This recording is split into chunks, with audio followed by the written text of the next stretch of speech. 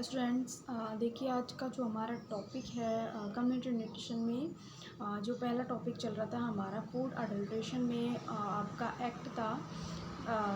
तो उस एक्ट में पीएफए आपका एक एक्ट था, the prevention of food adulteration. ठीक है, जो 1954 में शुरू किया गया था, जिसमें जो फूड में या भोज्य पदार्थ पे किसी भी प्रकार की अगर मिलावट होती है तो उस व्यक्ति के खिलाफ या उस व्यक्ति के अगेंस्ट कार्रवाई की जाती है। ठीक है, तो उसमें अगर किसी भी प्रकार की कोई भी भोज्य पदार्थ है, अगर उसमें किसी प्रकार की मिलावट है, चाहे वो मिलावट हानिकारक हो या एक तरीके से सिर्फ़ और सिर्फ प्रोडक्ट को और ज़्यादा एक तरीके से उसकी प्रोडक्ट की मात्रा में बढ़ोतरी करना हो,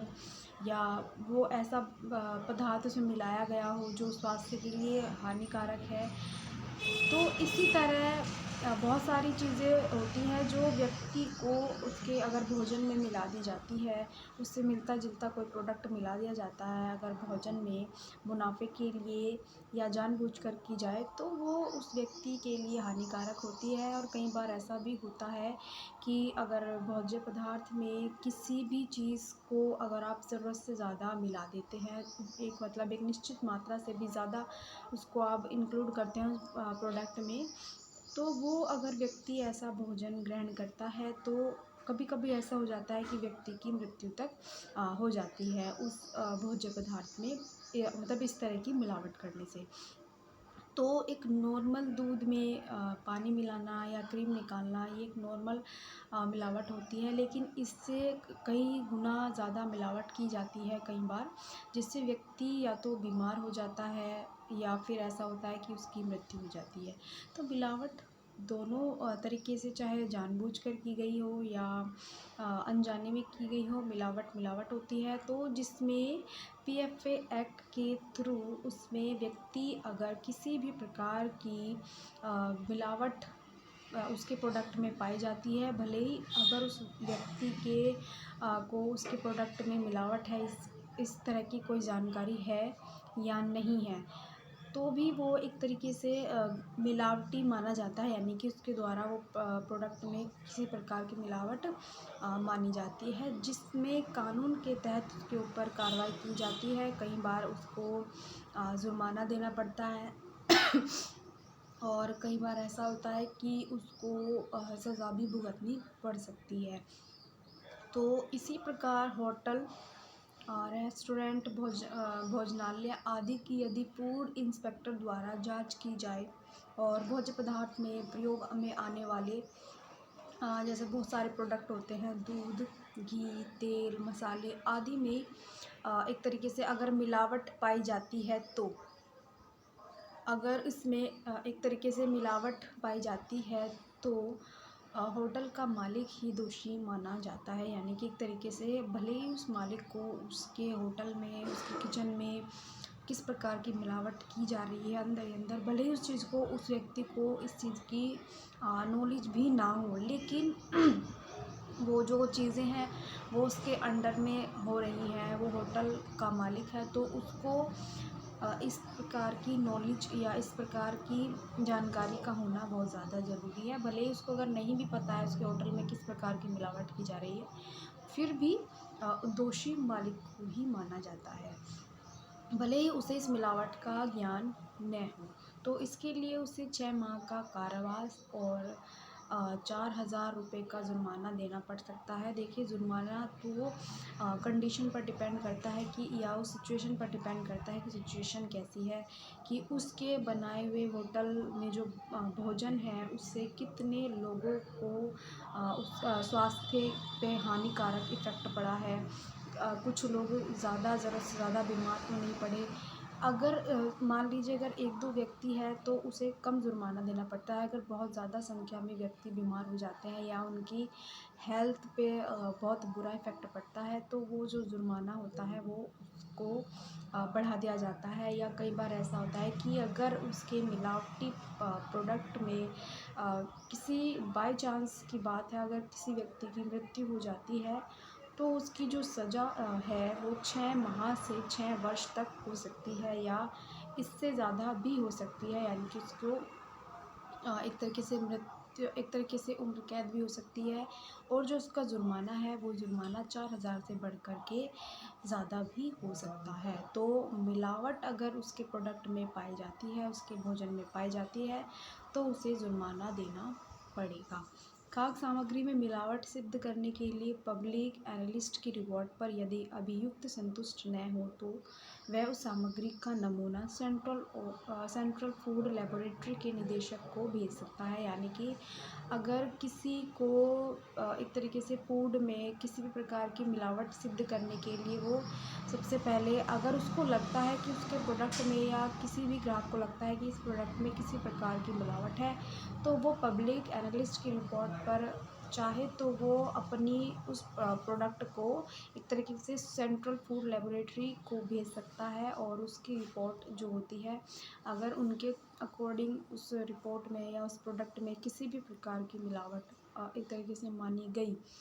तो यानी कि एक तरीके से उस भोज्य पदार्थ में या उस प्रोडक्ट में एक मिलावट है। और अगर उसमें किसी भी प्रकार की मिलावट अगर नहीं आती है और रिपोर्ट एकदम नॉर्मल आती है, तो वही रिपोर्ट एक अंतिम प्रमाण मानी जाती है कि इस प्रोडक्ट में किसी भी प्रकार की कोई भी मिलावट नहीं है। तो सेंट्रल फूड लेबोरेटरी ही सबसे लास्ट में एक तरीके से प्रूफ मानी जाती है, प्रमाण मानी जाती है कि उस रिपोर्ट में कुछ ऐसा मिलावटी पदार्थ है या नहीं है। तो देखिए, ये तो होता है कि एक किसी भी मालिक का या कोई भी दुकानदार प्रोडक्ट को बेच रहा है, तो उसको भी सावधानी करनी होती है। और कई बार जो प्रोडक्ट ग्राहक खुद खरीद रहा है, उसको भी कई बार कुछ सावधानियों को ध्यान में रखते हुए, कुछ जानकारियों को ध्यान में रखते हुए भी प्रोडक्ट को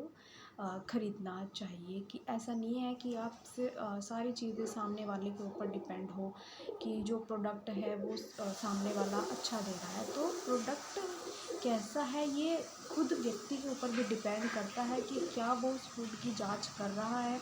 क्या जो उसके ऊपर एक तरीके से एग मार्क होता है या ऐसी बहुत सारी चीज़ें होती हैं, प्राइस होता है, मैन्युफैक्चरिंग डेट होती है, एक्सपायरी डेट होती है। इन चीज़ों को भी अगर वो ध्यान में देखेगा, जो कि हर एक पैकेट पर, हर एक फूड प्रोडक्ट जो भी होता है मार्केट से आता है, सब पे लिखा होता है जो भी कंपनी उस प्रोडक्ट को बना रही है, उसकी मैन्युफैक्चरिंग, उसका प्राइस क्या है एक्चुअल में, और उसमें उसकी एक्सपायरी, मैन्युफैक्चरिंग दोनों डेट होती है, और उस प्रोडक्ट में क्या क्या इंग्रेडिएंट्स डले हुए हैं उसकी भी पूरी लिस्ट होती है। तो खुद एक ग्राहक को भी ध्यान में रखना होता है कि उसको कुछ सामान खरीदने से पहले उसे भी कुछ सावधानियों को ध्यान में रखते हुए उस भोज्य पदार्थ को या उस जो भी वो प्रोडक्ट खरीदा है उसको ध्यान में रखते हुए खरीदना चाहिए। तो इस अधिनियम के अनुसार विक्रेता के लिए भी कुछ नियम अनिवार्य होते हैं, यानी कि एक तरीके से विक्रेता को भी ध्यान में रखना होता है कि उसको भी कुछ सावधानियों को ध्यान में रखना चाहिए। कि विक्रेता के लिए आवश्यक है कि वह खरीदी जा रही खाद्य वस्तु की गुणवत्ता और शुद्धता के संबंध में विक्रेता को निम्नलिखित आश्वासन दे। अलग से लिखकर न दिए जाने की अवस्था में विक्रेता द्वारा दिया गया बिल ही खाद्य पदार्थों की शुद्धता की गारंटी माना जाता है। यानी कि एक तरीके से आपने जो भी प्रोडक्ट लिया है उसका बिल भी आपको एक तरीके से देना होता है, लेना होता है कि एक आपके पास प्रूफ होता है उस प्रोडक्ट को ख़रीदने का, और उसकी एक तरीके से कि एक्चुअल में उसका प्राइस क्या है, ठीक है। और दूसरी चीज़ होती है कि विभिन्न खाद्य पदार्थों के पैकेट्स पर लेबल लगे होनी चाहिए, यानी कि हर पैकेट पे लेबल लगा होना चाहिए कि उसमें जिसमें उसकी फुल डिटेलिंग होती है उस प्रोडक्ट की, और उन पर उचित व स्पष्ट जानकारी का उल्लेख होना चाहिए। यानी कि जो भी प्रोडक्ट लिया जा रहा है उस प्रोडक्ट में उस प्रोडक्ट की जानकारी कि किस कंपनी द्वारा बनाया गया है, कब बनाया गया है, क्या मैन्युफैक्चरिंग डेट है, एक्सपायरी डेट क्या है, उसमें क्या क्या चीज़ें इंक्लूड हैं। ऐसी बहुत सारी डिटेल होती है जिनको चेक करके ही ग्राहक को सामान लेना